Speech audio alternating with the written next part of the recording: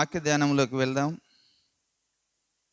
ఇదే ఆదికాండము 2వ అధ్యాయంలోనే ఈ వచన భాగాన్ని నుంచి మనం ఈరోజు ముందుకు వెళ్దాం. ఆదికాండము 2వ అధ్యాయము 1, 2, 3 వచనాలని మనము చదువుకుందాం. మూల వచనముగా, ఆకాశమును భూమియు వాటిలోనున్న సమస్త సమూహము సంపూర్తి చేయబడెను. దేవుడు తాను చేసిన తన పని అంతటిలోగా తన పని 7వ దినములోగా సంపూర్తి చేసి, తాను చేసిన తన పని అంతటి నుండి 7వ దినమున విశ్రమించెను. కాబట్టి దేవుడు ఆ 7వ దినమును ఆశీర్వదించి పరిశుద్ధపరచెను. ఎలయనగా దానిలో దేవుడు తాను చేసినట్టు సృజించినట్టు తన పని అంతటి నుండి విశ్రమించెను. ఆమేన్, హల్లెలూయా.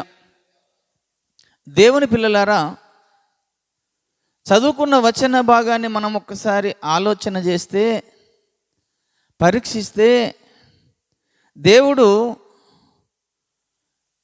ఈ యొక్క ఆకాశమును భూమియు వాటిలోనున్న సమస్త సమూహమును సంపూర్తి చేయబడెను అన్నాడు.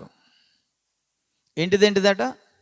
ఆకాశము అన్నాడు, తర్వాత భూమి అన్నాడు, వాటిలోనున్న సమస్తము సంపూర్తి చేయబడ్డాయి. అంటే ఈ 2 విషయాలని మనం గుర్తుంచుకుంటే, ఆకాశములో ఉన్నవి, భూమి మీద ఉన్నవి అన్నిటిని పనిని సంపూర్తిగా చేశాడట. ఆకాశంలో ఏమున్నాయి?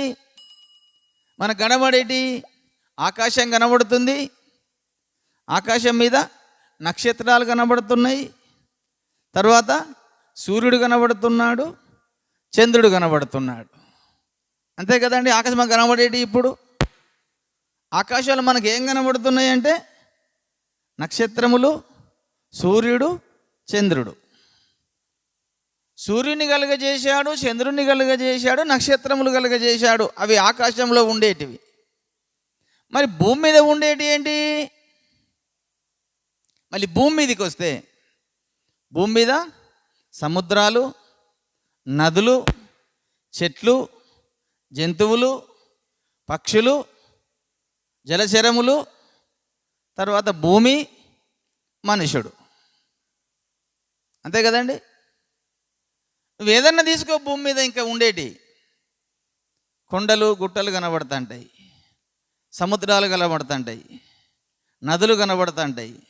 అంతే కదా, కనబడేటి పర్వతాలు కనబడుతుంటాయి, కొండలు, గుట్ట, పర్వతాలు అన్నీ కదా. ఆటి కిందకి వస్తుంది, ఒక్కొక్కదాని కిందకి వస్తుంది.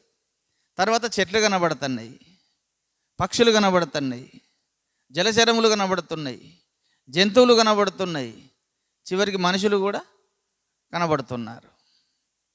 అంటే దేవుడు ఒక సృష్టిని చేద్దామని నిర్ణయించుకున్నప్పుడు ఒక క్రమ వరుసలో ఒక్కొక్క దాన్ని చేసుకుంటూ వచ్చిండు.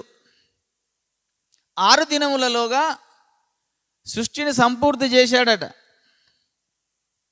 ఆకాశమును చేశాడు. అంతకంటే ముందు చీకటిని వెలుగును వేరుపరచను అన్నాడు మొదటి దినమున. మొదటి దినమున చేసింది ఏంటంటే చీకటిని వెలుగును వేరుపరిచిండట. అంతకుముందు చీకటి వెలుగు దగ్గరనే ఉన్నాయి,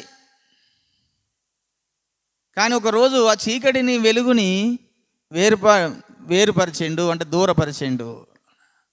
వేరు చేయడం అంటే దూరం చేయడము, ఒకదానికొకటి దగ్గర లేకుండా దూరం చేయడము. కనుకనే ఆదికాండం 1వ అధ్యాయంలో ఆయన మాట చెబుతూ, ఆది యందు దేవుడు భూమి ఆకాశములను సృజించెను, భూమి నిరాకారముగాను శూన్యముగాను ఉండెను, చీకటి అగాధ జలములపైన కమ్మి ఉండెను, దేవుని ఆత్మ జలములపైన అల్లాడుచుండెను. దేవుడు వెలుగు కమ్మని పలకగా వెలుగు కలిగెను. వెలుగు మంచిదైనట్టు దేవుడు చూసెను. దేవుడు వెలుగును చీకటిని వేరుపరిచెను. దేవునికి స్తోత్రం కలుగునుగాక.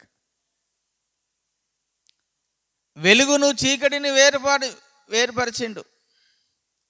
తర్వాత మళ్ళీ ఆ వెలుగు చీకటికి పేరు పెట్టిండు.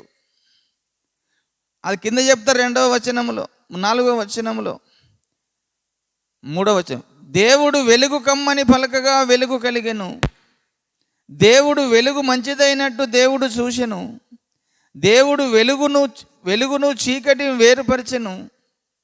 దేవుడు వెలుగునకు పగలనియు చీకటికి రాత్రనియు పేరు పెట్టెను.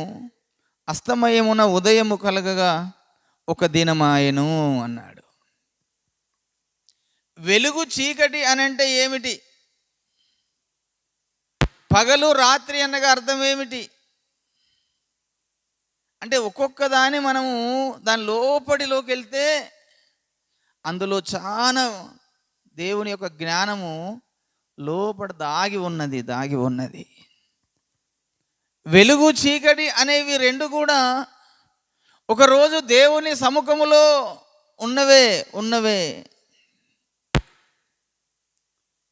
కనుక వెలుగు పగలని పేరు పెట్టాడు, చీకటికి రాత్రి అని పెట్టాడు. కనుక యేసయ్య భూమి మీద వచ్చినప్పుడు నేను లోకమునకు వెలుగును, నన్ను వెంబడించువాడు చీకటిలో ఎంత మాత్రపు నడవక జీవపు వెలుగు కలిగి ఉండునన్నాడు. యోహాను సువార్త 8వ అధ్యాయము 12వ వచనం చూడండి. ఇప్పుడు మరలా యేసు నేను లోకమునకు వెలుగును, నన్ను వెంబడించువాడు చీకటిలో నడవక జీవపు వెలుగు కలిగి ఉండునని వారితో చెప్పెను. హల్లెలూయా. అంటే వెలుగు అని అక్కడ దేవుడు మనకు ఈ లోకానికి సంబంధించిన వెలుగు గురించి మాట్లాడుతాడు ఒకటి. ఇంకొకటేమో వెలుగు సంబంధి అయిన వ్యక్తి యేసయ్యను గురించి మాట్లాడుతున్నాడు. కనుకనే దేవుని వాక్యము రెండంచులు గల ఖడ్గమట. దేవుని యొక్క మాట రెండు విధాలుగా అర్థం చేసుకోవలసి ఉంటుంది. ఒకటేమో ఈ లోక సంబంధమైన అర్థమిచ్చే విధంగా ఉంటుంది, రెండవదేమో ఆత్మ సంబంధమైన దేవునికి సంబంధించిన విధానంలో అర్థమిస్తుంది. ఇప్పుడు చీకటి అన్నాడు, అగాధ చీకటి జలముల మీద కమ్మి ఉన్నదన్నాడు. చీకటి అనే మాటకు ఈ లోకములో మనకు రాత్రి కాలములో కనబడుతున్న ఒక చీకటి అనుకుంటాం, మళ్ళీ ఒక చీకటి అపవాదిని సూచిస్తుంది, మరి ఒక చీకటి అపవాదిని సూచిస్తుంది. యెషయా గ్రంథం 60వ అధ్యాయంలో చూడండి, ఒక మాట మీకు చూపించాలి ఈ సందర్భంలో. యెషయా గ్రంథము 60వ అధ్యాయంలో ఒక చీకటిని గురించి మాట్లాడుతున్నాడు. 60వ అధ్యాయం 1వ వచనం చదువుతున్నాను. నీకు వెలుగు వచ్చి ఉన్నది, లెమ్ము తేజరిల్లుము, యెహోవా మహిమ నీ మీద ఉదయించెను. చూడుము, భూమిని చీకటి కమ్మి ఉన్నది, కటిక చీకటి జనములను కమ్మి ఉన్నది, యెహోవా నీ మీద ఉదయించుచున్నాడు అన్నాడు. కటిక చీకటి జనములను కమ్మి ఉన్నది అని అంటే, ఈ చీకటిని మనం ఏ విధంగా అర్థం చేసుకోవాలంటే, దుష్టునికి సంబంధించింది, అపవాదిని గురించి మాట్లాడుతాడు ఆత్మీయంగా అనుకోవాలి.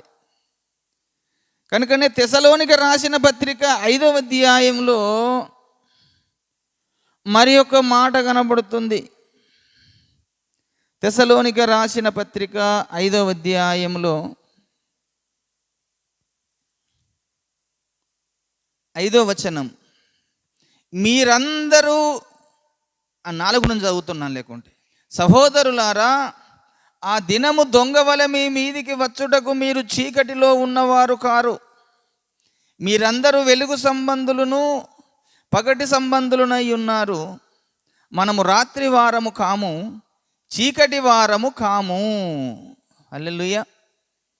చూశారండి, మనము చీకటి వారము కాదు, మనము వెలుగు సంబంధులము అంటే చీకటి వారంటే దుష్టునికి సంబంధించిన ప్రజలు అని అర్థం. వెలుగు సంబంధులంటే దేవునికి సంబంధించిన ప్రజలని అర్థం. అంటే దేవుడు సృష్టి చేసేటప్పుడు చీకటిని వెలుగును వేరుపరిచాడంటే దేవుని చీకటిని వేరు చేశాడంతే. ఇంకా అది ఆత్మీయంగా అపవాదిని వేరుపరిచాడు. ఆ ఒక్క వచనములో ఎంతో దేవుని యొక్క ప్రణాళిక జ్ఞానము దాగి ఉన్నది. కనుక మొదటి దినమున వెలుగు చీకటిని వేరుపరిచాడు. రెండవ దినమున జలములకు మధ్య ఒక విశాల స్థనమును కలిగి ఆ జలములను ఈ జలములను వేరుపరచునుగాక అని పలికెను. దేవుడు ఆ విశాలమును చేసి విశాలమును క్రింద జలములను విశాలము మీద జలములను వేరుపరచగా ఆ ప్రకారమాయెను. దేవుడు ఆ విశాలమునకు ఆకాశమని పేరు పెట్టెను. అస్తమయమున ఉదయము కలగగా రెండవ దినమాయెను. చూశారండి, ఒక విశాల స్థలము ఏర్పాటు చేసిండట జలముల మధ్యలో. ఎందుకంటే అగాధ జలములతో నిండి ఉన్నది కదా. అగాధ జలములన్నింటిని వేరుపరిచాడు. కనుకనే జలములు ఆకాశంలో కొన్ని ఉన్నాయి, భూమి కింది భాగంలో కొన్ని జలాలు ఉన్నాయి, భూమి మీద కొన్ని జలాలు ఉన్నాయి. భూమి కింద జలాలు ఉన్నాయి, నీకేం తెలుసు అంటారు మీరేమో. అంటే నేను భూమి లోపలికి వెళితే కనుక అక్కడ విస్తారమైన జలములు ఉంటాయి. బావిలో, బొగ్గు బావిలో మనం బావిలు తవ్వుతాం, మనకి ఎట్లా వస్తాయి నీళ్ళు? మనం కూడా బావిలు తవ్వుతుంటాం కదా, బోర్లు వేస్తాం, ఎట్లా వస్తాయి? బోర్లు వేసే నీళ్ళు మనం చూడలేం కానీ వస్తున్నాయి. కానీ నేను అండర్ గ్రౌండ్లోకి బొగ్గు బావిలోకి వెళ్ళిపోతా కనుక అక్కడ విస్తారమైన జలములు ఉంటాయి. అలాగనే పైన నీళ్లు ఉన్నాయి కనుకనే జలప్రలయం అప్పుడు దేవుడు నోహాబుకు ఆజ్ఞాపించినప్పుడు ఆకాశ తూములను తెరిచిండట. 40 రాత్రులు 40 పగళ్ళు భూమి మీద విస్తారమైన వర్షం కురిసింది. అంటే దేవుడు ఏది చేసినా ఎంతో జ్ఞానముతో చేశాడు. ఆకాశమును చేసి, భూమిని చేసి, వెలుగును చీకటిని వేరుపరిచి, ఈ సృష్టిని చేసి, సముద్రాలు చేసి, నదులను చేసి, జలచరములను చేసి, సూర్యచంద్ర నక్షత్రాలను చేసి, ఇవన్నింటిని కలుగునుగాక అంటే పుట్టుకొచ్చాయి.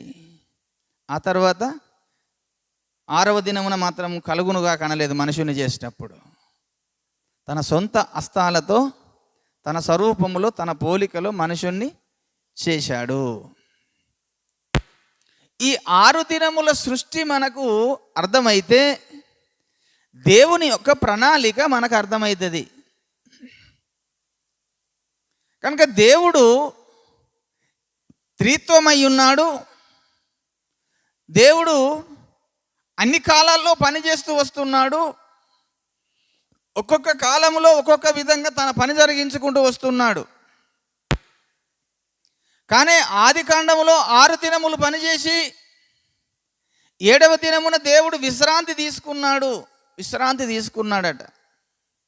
అంటే తను చేసిన పని అంతటి నుంచి అబ్బా, నేను అనుకున్న సృష్టిని నేను తయారు చేశాను, నేను అనుకున్న మానవుని కూడా సృజించాను, ఆ స్త్రీని కూడా సృజించాను. ఈ సృష్టి చూసి దేవుడు సంతోషపడ్డాడు, ఆనందపడ్డాడు. ఎందుకు దేవుని సృష్టి ఇంత అద్భుతంగా ఉన్నది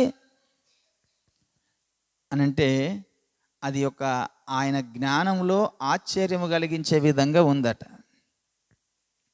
అసలు దేవుడు ఎందుకు ఈ భూమిని చేయాలి? ఇన్ని ప్రపంచాలు ఉన్నాయి కదా విశ్వంలో, అవన్నీ ఉండంగా ఈ భూమిని మళ్ళీ ఎందుకు చేయాలి దేవుడు? ఆయనకంటూ ఒక ప్రత్యేకమైనటువంటి పని ఉన్నది భూమి మీద. ఆ ప్రత్యేకమైన పని ఏంటిదంటే, భూమినే చేయకపోతే భూమి మీద మానవ జాతి ఉండేది కాదు. ఈ మానవ జాతి పుట్టుకొచ్చి మానవ జాతి భూమి మీద ఎదిగి ఈ మానవ జాతిలో నుంచే దేవుని రాజ్యమునకు వారసులుగా యుగయుగాలు ఉండేవారు దొరికేవారు కాదు. మొదటి కారణం. రెండవ కారణము, ఈ భూమి మీదనే సాతాను యొక్క బలమును అధికారమును లయము చేసే విధంగా దేవుడు, వానికి లయపరిచే విధంగా దేవుడు భూమిని చేశాడు. ఇది రెండవ కారణం. మూడవ కారణము, ఈ భూమి మీద దేవుడు వచ్చి 1000 ఏళ్ళు పరిపాలన చేసే విధానం కూడా ఉండకపోయేది ఈ భూమిని చేయకపోతే. అంటే దేవుని యొక్క మహత్తరమైన ప్రణాళిక, జ్ఞానము. ఎందుకంటే ఆయన వర్తమాన భూత భవిష్యత్ కాలములో ఉన్నటువంటి వాడు. దేవుడు వర్తమాన భూత భవిష్యత్ కాలంలోకి వెళ్ళి చూసేటువంటి వాడు. వర్తమాన కాలంలో ఏం జరుగుతుందో తెలుసు, భూతకాలంలో ఏమి జరుగుతుందో తెలుసు, భవిష్యత్ కాలంలో ఏమి జరుగుతుందో తెలుసు. కనుకనే దేవుడు అంట వర్తమాన భూత భవిష్యత్ కాలంలో ఉన్నటువంటి వాడు అన్నాడు. హల్లెలూయా. కనుక దేవునికి అన్ని కాలాలలో ఏమేమి చేయాలో, ఎప్పుడు చేయాలో ఆయనకు బాగా తెలుసు. కనుక ఒక్కొక్క కాలంలో, కాలపరిధిలో ఈ భూమి మీద ఆయన పని చేసుకుంటూ వచ్చాడు.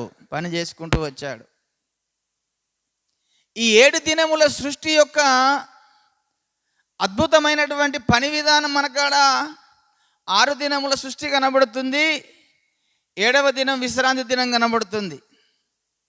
దాని వెనుక ఉద్దేశం ఏమై ఉన్నదో ఒకసారి మనము పరిశుద్ధ గ్రంథాన్ని పరిశోధించితే ఈ దేవుడు భూమికి కూడా ఒక ఆయుష్కాలాన్ని నిర్ధారించి పెట్టాడు. దేవునికి స్తోత్రం కలుగునుగాక. ప్రతి వస్తువును సృజించినప్పుడు దానికి ఎక్స్పైరీ డేట్ ఉన్నట్టుగా మానవులమైన మనకు కూడా ఒక ఎక్స్పైరీ డేట్ ఉన్నదండి. మనం ఎప్పుడు వస్తున్నామో వచ్చినప్పుడు మనం తయారైనప్పుడు మన డేట్ రాయబడుతుంది. మనం ఎప్పుడు ముగుస్తామో ముగిసిపోయే డేట్ కూడా దేవుని దగ్గర ఉన్నది. అలాగనే ఈ యొక్క భూగ్రహానికి కూడా దేవుడు ఒక ఆయుష్కాలాన్ని నిర్ధారించి పెట్టాడు. ఆ ఆయుష్కాలం తీరగానే ఈ భూమి కూడా అంతమైపోతుంది, ఒకరోజు తీసేయబోతున్నాడు దేవుడు. కనుక భూమికి ఇచ్చిన ఆయుష్కాలం ఎంత అంటే ఎంత అండి? 7,000 సంవత్సరాలు. హల్లెలూయా. ఈ 7,000 సంవత్సరాలలో అది ఒక్కొక్క దినాన్ని దేవుని దృష్టిలో ఒక దినము 1000 సంవత్సరముల వలెను, 1000 సంవత్సరములు ఒక దినము వలె ఉన్నాయట కదండి. 2వ పేతురు పత్రిక 3వ అధ్యాయము 8వ వచనం. 2వ పేతురు పత్రిక 3వ అధ్యాయము 8వ వచనం చదువుతున్నాను. ప్రియులారా, ఒక సంగతి మరచిపోకుడి. ఏమనగా ప్రభువు దృష్టికి ఒక దినము 1000 సంవత్సరముల వలెను, 1000 సంవత్సరములు ఒక దినము వలెను ఉన్నవి. ఎంత ఉన్నాయటండి? 1000 సంవత్సరములు. ఒక దినము 1000 సంవత్సరములు అని మనం ఇప్పుడు లెక్కేసుకుందాం. దేవుడు ఈ సృష్టిని మొత్తం తయారు చేసి ఒక దినమున తయారు చేశాడు అని అంటే దేవుని దృష్టిలో ఎంతట? 1000 సంవత్సరములు లెక్క. కనుక ఈ భూభాగాన్ని మనం విడగొట్టి మానవ జాతిని మనం పరిశోధించితే ఆదామును తయారు చేసినది మొదలుకొని ఆదాము యొక్క ఆయుష్కాలం ఎంత చేశాడట? 930 సంవత్సరాలు అన్నాడు. అంతే కదండి. మొదటి మనుషుడైన ఆదాము ఆయుష్కాలం ఎంత అన్నాడు? ఆదికాండం 5వ అధ్యాయంలోకి రండి. ఆదికాండం 5వ అధ్యాయంలో 5వ వచనం. ఆదాము బ్రతికిన దినములన్నీయు 900 ఏండ్లు, అప్పుడు అతడు మృతి నొందెను అన్నాడు. 930 సంవత్సరములు బ్రతికి ఆదాము మృతి పొందాడు. ఈ ఆదాము మొదలుకొని ఇంకొక ఆదాము యొక్క మనుమడు మతుషెల అనేటువంటి వ్యక్తి 969 సంవత్సరాలు బ్రతికాడు. 969 సంవత్సరాలు బతికాడట. 27వ వచనం చూడండి, 5:27లో మతుషెల దినములన్నీయు 969 ఏండ్లు, అప్పుడు అతడు మృతి పొందెను. ఈ మతుషెల బ్రతికిన దినములన్నీ భూమి మీద 969 దినములు బ్రతికాడు. ఈ మతుషెలల నుంచి మళ్ళీ లెక్క పెట్టుకుంటూ నోహాబు దగ్గరికి వచ్చినప్పుడు 1600 సంవత్సరాలు అయిందట. ఈ మతుషెల కాడ నుంచి మనం నోహాబు దగ్గరికి లెక్క పెట్టుకుంటూ వస్తే ఇంకా మధ్యలో పుట్టిన జనసమూహం అంతా, జనరేషన్ అంతా 1600 సంవత్సరాలు అయింది. ఈ 1600 సంవత్సరాలకు భూమి మీద జలప్రళయం వచ్చేసింది. జలప్రళయము వచ్చేసింది కనుక ఆదామును బతికిన దినములన్నీ 1000 సంవత్సరములు అంటే దేవుని దృష్టిలో ఎంత? ఒక దినం. 600 సంవత్సరములకు భూమి మీద జలప్రళయం వచ్చేసి ఈ జలప్రళయంలో మానవ జాతిని అంతటిని దేవుడు తీసేసి ఒక నోహాబు కుటుంబాన్ని ఏర్పాటు చేసుకొని ఈ 8 మందిని ఆ ఓడ తయారు చేసుకోమని చెప్పి ఓడలో ఉంచాడు. కడమ ఉన్న మానవ జాతి అంతటిని ఆ జలప్రళయంలో చంపేశాడు. కారణం ఏంటి? వారు చేసిన పాపమును బట్టి, వారు చేసిన దోషమును బట్టి, వారు చేసిన అతిక్రమమును బట్టి అందరూ కూడా చంపబడ్డారు. అప్పుడు నోహాబుతో పాటు 7 కలిపి 8 మందిని ఆ ఓడలో చేసుకోమని నోహాబుతో మాట్లాడి నోహాబుకు చెప్పాడు. కనుక నోహాబు ఓడ తయారు చేసుకొని చక్కగా రక్షించబడ్డాడు, తన కుటుంబం రక్షించబడ్డది. ఈ నోహాబు జలప్రళయం అయిపోయిన తర్వాత మళ్ళీ నోహాబు సంతతిని మనము లెక్క పెట్టుకుంటే నోహాబు సంతతిలో నుంచి అబ్రహాముని మళ్ళీ దేవుడు కలుసుకునేంత వరకు 400 సంవత్సరాలు పట్టింది. 400 సంవత్సరాలు మళ్ళీ పట్టింది. అంటే దేవుడు ఆదామును సృష్టించి ఆదాముకు మొదలుకొంటే ఒక 1000 సంవత్సరాలు అయితే అబ్రహాము దగ్గరికి వచ్చినప్పుడు 2000 సంవత్సరాలు అయింది. మళ్ళీ అబ్రహామును దర్శించినప్పటికీ అబ్రహాము మొదలుకొని దావీదు తరం వరకు 1000 సంవత్సరాలు అయింది, 3000 సంవత్సరాలు. దావీదు మొదలుకొని యేసుప్రభు భూమి మీదకి వచ్చే వరకు 4 దినములైనాయి, 4000 సంవత్సరాలు అయింది. యేసయ్య పుట్టినప్పటికి యేసుప్రభు నుంచి మొదలుపెట్టి ఇప్పుడు చచ్చిపోయినా 2000 సంవత్సరాలు అవుతుంది. 6000 సంవత్సరాలు గడిచిపోయింది మానవ జాతి భూమి మీద సృజించబడి. ఈ కాలంలో, ఈ 6000 సంవత్సరాల కాలంలో దేవుడు ఒక్కొక్క తరములో ఒక్కొక్క విధంగా ప్రత్యక్షపరచబడి వారితో మాట్లాడుకుంటూ వచ్చాడు. తండ్రి అయిన దేవుడు ఆదాము మొదలుకొని నోహాబు వరకు ఆయన మాట్లాడుకుంటూ వచ్చాడు.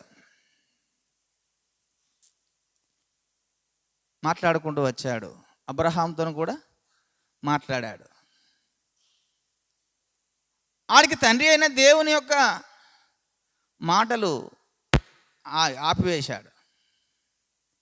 తర్వాత యేసు ప్రభు కూడా అబ్రహాముని కలుసుకున్నప్పుడు మెల్కీసెదెక అబ్రహాముకు ప్రత్యక్షమైన వ్యక్తి ఎవరయ్యా అంటే యేసు ప్రభు. మెల్కీసెదెక మొట్టమొదటిసారిగా అబ్రహామును కలుసుకొని అతనికి రొట్టెయు ద్రాక్షారసమును ఇచ్చిన వ్యక్తి ఎవరయ్యా అంటే యేసు ప్రభు. ఆది కాండము చూడండి 14వ అధ్యాయము 18వ వచనం.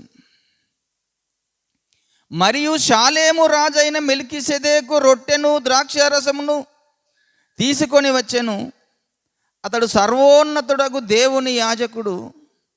అప్పుడు అతడు అబ్రహామును ఆశీర్వదించి, ఆకాశమునకు భూమికిని సృష్టికర్తయును సర్వోన్నతుడైన దేవుని వలన అబ్రహాము ఆశీర్వదించబడును గాక అనియు దీవించిందట. ఈ మెల్కీసెదెకుగా ప్రత్యక్షమైంది యేసు ప్రభు. దీనికి సంబంధించినటువంటి విషయాలన్నీ మళ్ళీ మనకి హెబ్రీ పత్రికలో పౌలు గారు రాస్తుంటా అంటాడు. మెల్కీసెదెకుగా ప్రత్యక్షమైనటువంటి వ్యక్తి యేసు ప్రభు. కనబడి అతనికి రొట్టెయు ద్రాక్షారసమును ఇచ్చాడట. యేసు ప్రభు ఈ లోకములోకి రాకమునుపు అనేక మంది ప్రవక్తలను దర్శించాడు. ఒక్కొక్క సందర్భంలో అబ్రహామును దర్శించి తన ఇంటికి వచ్చారు. ఆ నుంచి తర్వాత సొదొమ గొమొర్రా పట్టణానికి వెళ్ళి లోతును దర్శించారు. ఆ తర్వాత యాకోబుతో దర్శించి తెల్లవారేదాకా అతనితో పెనుగులాడి పోరాడాడు. మోషేని దర్శించాడు. ప్రవక్తలందరినీ కూడా దర్శించుకుంటూ వచ్చింది యేసు ప్రభు.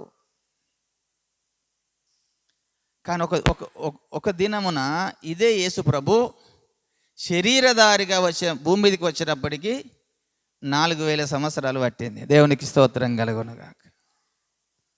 యేసు ప్రభు శరీరధారిగా భూమి మీదకి వచ్చి 4000 సంవత్సరముల తర్వాత ఆయన ఈ లోకంలోకి ఒక శరీరాన్ని ధరించుకొని ప్రవక్తలు తన గురించి ముందుగానే ప్రవచించిన ప్రతి ప్రవచనము నెరవేర్చుట కొరకే వచ్చితినన్నాడు. కానీ నేను కొట్టివేయడానికి రాలేదన్నాడు యేసయ్య.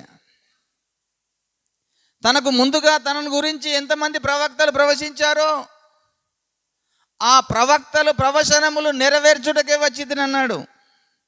మత్తయి సువార్త 5వ అధ్యాయము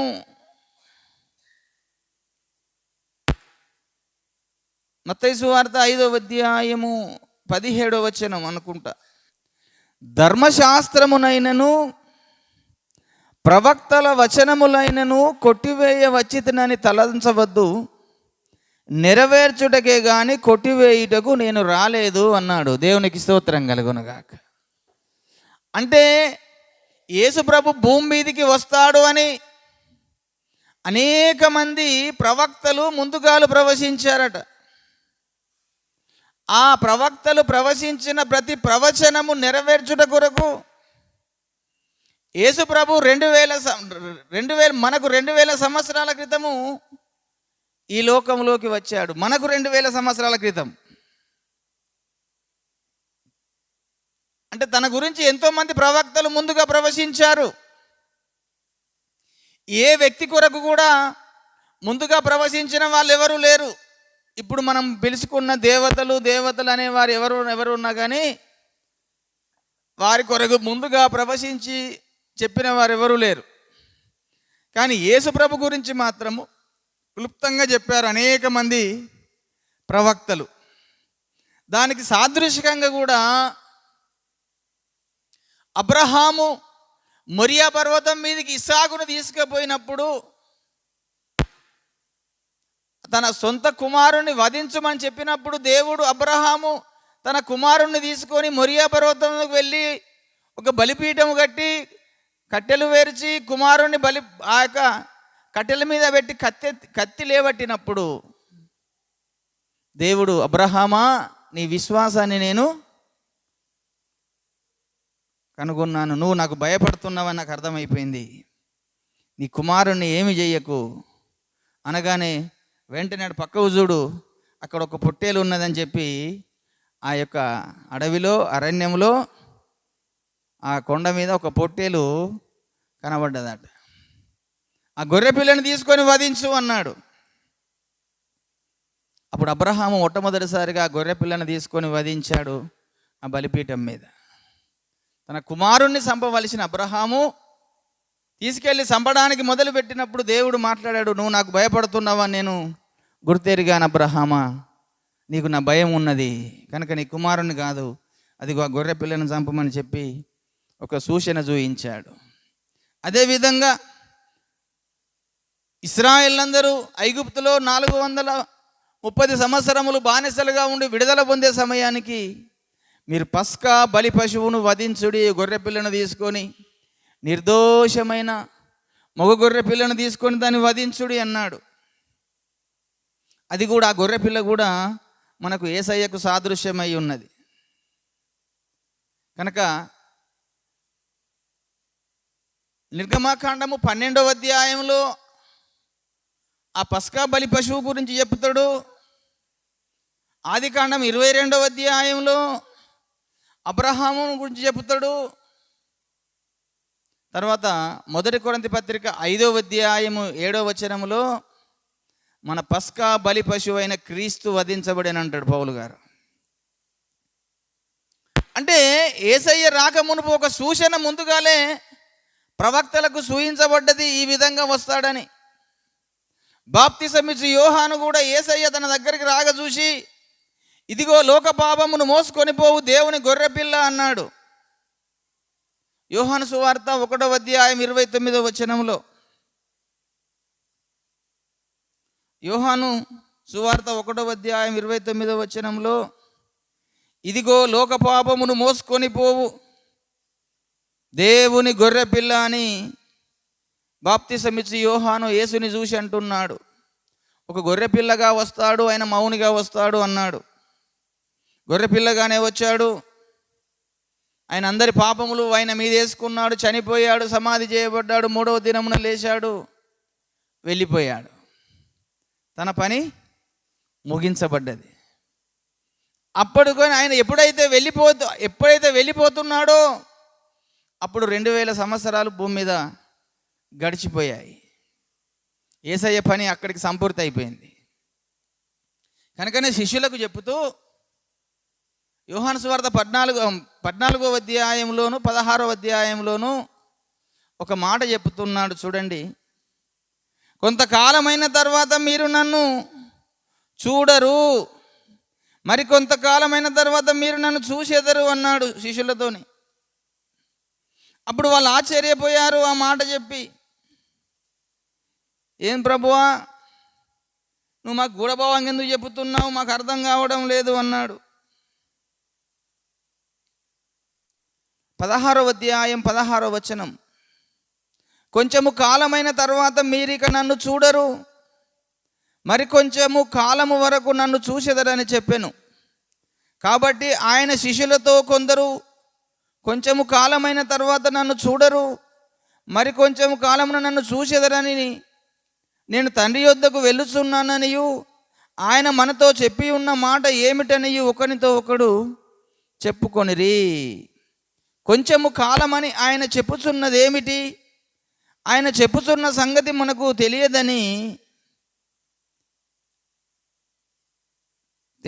చెప్పుకొనిరి. వారు తన్ను అడగగోరుచుండిరని యేసు ఎరిగి వారితో ఇట్లా, నేను కొంచెము కాలమైన తర్వాత మీరు నన్ను చూడరు, మరి కొంచెము కాలమునకు నన్ను చూసేదని నేను చెప్పిన మాటను గురించి మీరు ఒకరితో ఒకరు ఆలోచించుకొనుచున్నారా?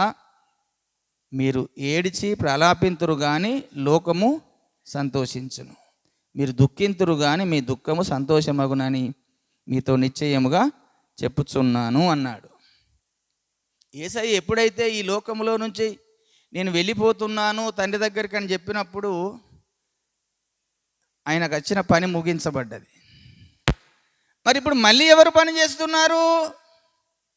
నేను వెళ్ళితే మీకు ప్రయోజనకరము, నేను వెళ్ళనిది ఆయన రాడు, నేను వెళ్ళి ఆయనను పంపిస్తానని పరిశుద్ధాత్మ దేవుని గురించి యేసయ్య ముందుగాలే ఈ లోకానికి వెళ్ళక ముందే శిష్యులతో చెప్పాడు, నేను వెళ్ళుట వలన మీకు ప్రయోజనకరము, నేను వెళ్ళని ఎడల ఆయన మీ యొద్దకు రాడు అన్నాడు కదండి.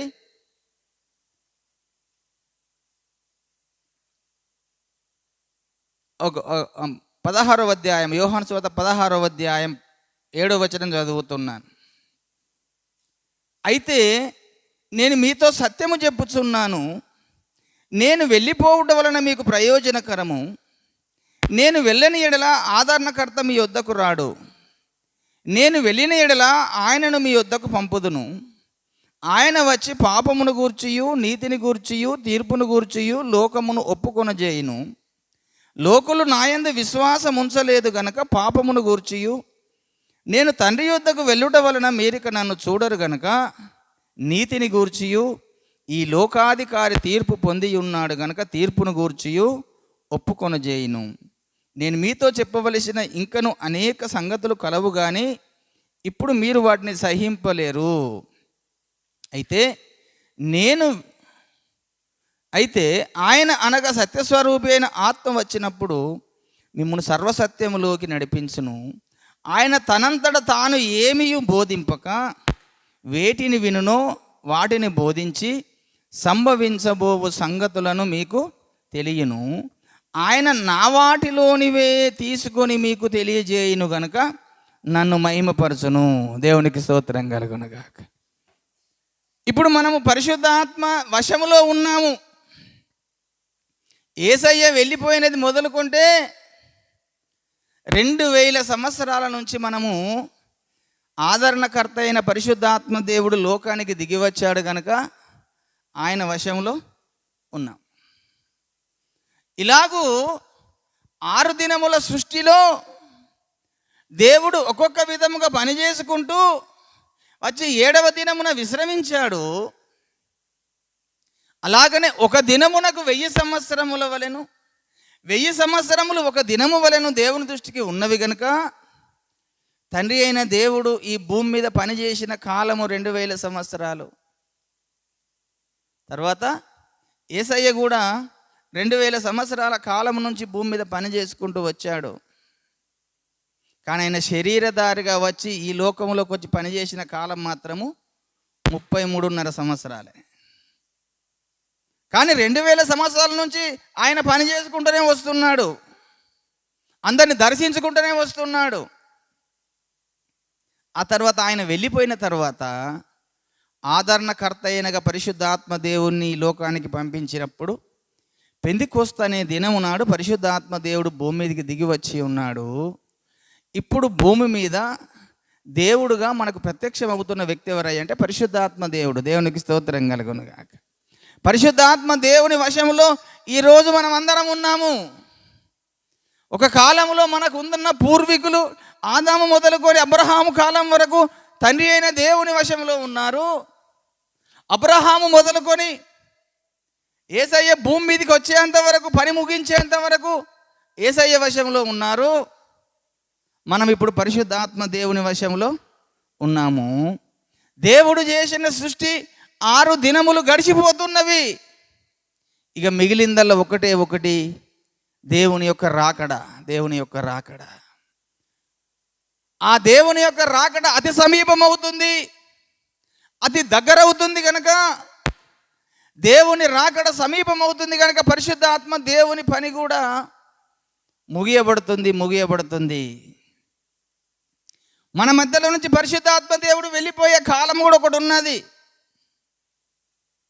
అప్పుడు పరిశుద్ధాత్మ దేవుడు భూమి మీద నుంచి వెళ్ళిపోతేనే అబద్ధ క్రీస్తుకు ఈ అధికారం, భూమి మీద అధికారం అంతా వాడు చేజెక్కించుకుంటాడు.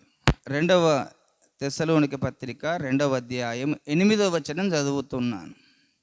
అప్పుడు ధర్మ విరోధి బయలుపరచబడును, ప్రభువైన యేసు తన నోటి ఊపిరి చేత వానిని సంహరించి తన ఆగమన ప్రకాశము చేత నాశనము చేయును. నశించుచున్నవారు తాము రక్షింపబడుటకై సత్య విషయమైన ప్రేమను అవలంబింపక పోయిరి గనుక వాని రాక అబద్ధ విషయమైన సమస్త బలముతోనూ నానా విధములైన సూచక క్రియలతోనూ మహత్కార్యములతోనూ దేవుని దుర్నీతిని పుట్టించు సమస్త మోసముతోనూ నశించుచున్న వారిలో సాతాను కనపరచును. బలమును అనుసరించి ఉండు. ఇందుచేత సత్యమును నమ్మక దుర్నీతి యందు అభిలాష గల వారందరూ శిక్షావిధి పొందుటకై అబద్ధమును నమ్మునట్లు మోసము చేయు శక్తిని దేవుడు వారికి అనుగ్రహించును అని చెప్పుకుంటూ 7వ వచనంలో చెప్పుతున్నాడు, ధర్మ విరోధ సంబంధమైన మర్మము ఇప్పటికే క్రియ చేయుచున్నది కానీ ఇదివరకు అడ్డగించుచున్నవాడు మధ్య నుండి తీసివేయబడు వరకే అడ్డగించును అన్నాడు. అంటే ఇప్పుడు సాతాను యొక్క పని భూమి మీద జరుగుతుంది, కానీ జరగకుండా పరిశుద్ధాత్మ దేవుడు అడ్డగిస్తూ వస్తున్నాడు. ఒకరోజు పరిశుద్ధాత్మ దేవుని పని సంపూర్తిగా ముగియబడుతుంది. ఎప్పుడు ముగియబడుతుందంటే యేసుప్రభు ఈ లోకంలోకి నుంచి వెళ్ళిపోయిన తర్వాత పరిశుద్ధాత్మ దేవుని యొక్క పని జరగడానికి పెంతెకొస్తా అనే పండుగ వచ్చింది. ఆ పెంతెకొస్తా అనే పండుగ నాడు పరిశుద్ధాత్మ దేవుడు భూమి మీదకి దిగి వచ్చి ఉన్నాడు. అందరి మీద తన సన్నిధి కుమ్మరించడం మొదలుపెట్టాడు. దాన్ని తొలకరి వర్షము అన్నాము మనం. కనుకనే కడవరి వర్షం అనేది ఒకటి కుమ్మరించబడడం ఆరంభమవుతుంది. అంత్య దినాలలో, చివరి దినాలలో మనుషులందరి మీద నా ఆత్మను కుమ్మరిస్తానని దేవుడు చెప్పిన ప్రవచనం నెరవేర్చబడబోతుంది. అప్పుడేమో 120 మందినే తొలకరి వర్షం పడ్డది. కడవరి వర్షము మనుషులందరి మీద కుమ్మరించబడుతుంది అన్నట్టుగా అపోస్తల కార్యము 2వ అధ్యాయం 17వ వచనంలో చెప్పిన ప్రవచన వాక్కు నెరవేర్చబడాలి. చూడండి, అపోస్తల కార్యము 2వ అధ్యాయం 17వ వచనంలో,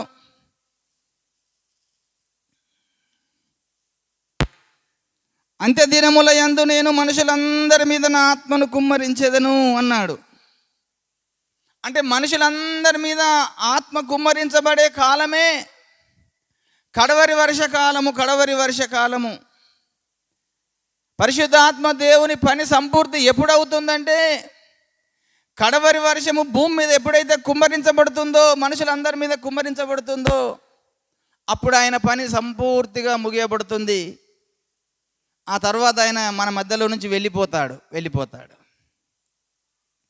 ఎప్పుడైతే పరిశుద్ధాత్మ దేవుడు మన మధ్యలో నుంచి వెళ్ళిపోతాడో ఈ భూమి మీద అధికారము అబద్ధ క్రీస్తుకు ఇయ్యబడుతుంది. ప్రకటన గ్రంథం 13వ అధ్యాయంలోకి రండి. ఇప్పుడు ప్రకటన గ్రంథం 13వ అధ్యాయంలోకి రండి. 13వ అధ్యాయం 1 నుంచి 2 వచనాలు చదువుతున్నాను. మరియు 10 కొమ్ములను 7 తలలను గల ఒక క్రూర మృగము సముద్రములో నుండి పైకి వచ్చుట చూసితిని. దాని కొమ్ముల మీద 10 కిరీటములను, దాని తలల మీద దేవదూషణకరమైన పేర్లును ఉండెను. నేను చూసిన మృగము చిరుతపులిని పోలి ఉండెను. దాని పాదములు ఎలుగుబంటి పాదముల వంటివి, దాని నోరు సింహపు నోరు వంటిది. దానికి ఆ ఘటసర్పము తన బలమును, తన సింహాసనమును, గొప్ప అధికారం ఇచ్చెను అన్నాడు. ఎంతట చూడండి, ఆ ఘటసర్పం ఏం చేసిందట సాతానుకు? సాతాను తన కుమారునికి ఏమిచ్చింది? తన బలం ఇచ్చింది, తన సింహాసనం ఇచ్చింది, అధికారం ఇచ్చింది. వాడు ఆ సింహాసనం పట్టుకొని, ఆ అధికారమును పట్టుకొని ఈ భూమి మీద 42 నెలలు వాడు భూమి మీద పరిపాలన చేస్తాడు. మనకిచ్చిన అధికారము చివరి దినంలో 42 నెలలు. ఆ 42 నెలలు వాడు ప్రపంచాన్ని పరిపాలించుకుంటూ అనేకులతో యుద్ధం చేస్తూ అంటాడు. క్రైస్తవులని చంపుతుంటా అంటాడు, కొడుతుంటా అంటాడు, జైల్లో వేస్తుంటాడు, హింసలు పెడుతుంటా అంటాడు. ఎందుకంటే ఇప్పుడు పరిశుద్ధ అడ్డగించే వ్యక్తి లేకుండా అయిపోయాడు మనకు. కానీ మనల్ని ముద్రించి వెళ్ళిపోతాడు పరిశుద్ధాత్మ దేవుడు. మనం ఏం దిగులు పడిన అవసరం లేదు. ఆయన వెళ్ళిపోతాడు. వానికి సాతానుకు మళ్ళీ అధికారం అప్పచెప్పబడుతుంది. ఆ సాతాను కుమారునికి, అబద్ధ క్రీస్తుకు ఈ భూమి మీద అధికారము 3.5 సంవత్సరములు అధికారం ఇవ్వబడుతుంది. వాడు అధికారము భూమి మీద చేస్తుంటా అంటాడు. కనుక ఆ దినములలో వాడు ప్రపంచ రాజుగా ఉండి ప్రజలందరికీ అనేక హింసలు తీసుకొచ్చి పెడతాడు. అది ముద్ర వేయించుకోమంటాడు, ప్రతిమకు నమస్కారం చేయమంటాడు. ఇవి రెండే పనులు చేసేటి వాడు. ఇంకా కనుక వాని అధికారం ఎప్పుడైతే అయిపోతుందో అప్పుడు యేసు ప్రభు మళ్ళీ పరలోకంలో నుంచి భూమి మీదికి దిగి వస్తాడు, వాణ్ణి పట్టుకుంటాడు. వాని 3.5 సంవత్సరాలు అధికారం అయిపోగానే వాడు ప్రపంచ రాజుగా ఉండి బర్తరఫ్ అయిపోతాడు. మళ్ళీ అక్కడి నుంచి వాడు వెళ్ళిపోయి దేవుని మందిరంలోకి వెళ్తాడు. యెరూషలేములో ఉన్న దేవుని మందిరం మళ్ళీ కట్టబడుతుంది. ఆ మందిరంలోకి వెళ్ళి మందిరంలో కూర్చుని మీరందరూ నేనే దేవుడిని, నాకే మొక్కుడి అని అలాగూ చెప్తూ ఉంటా అంటాడు. ఎప్పుడైతే వాళ్ళు అలా చెప్తూ ఉంటా అంటాడో అప్పుడు యేసయ్య మేఘారూఢుడై మళ్ళీ భూమి మీదికి వస్తాడు. దేవునికి స్తోత్రం కలుగునుగాక. ఆ భూమి మీదకి యేసయ్య మళ్ళీ మేఘారూఢుడై వచ్చి